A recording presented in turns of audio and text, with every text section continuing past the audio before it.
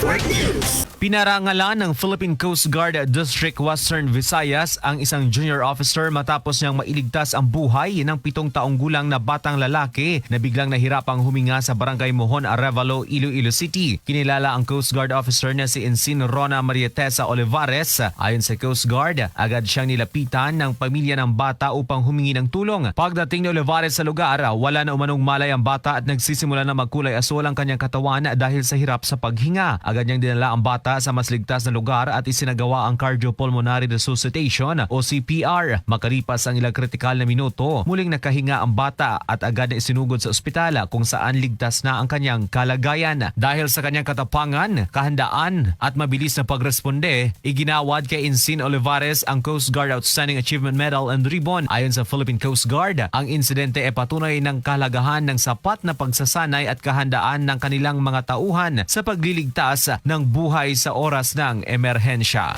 Kasama mo sa DYIC IFM Iloilo, Idol Real Darka, Tatak, RMN. RMN Network News.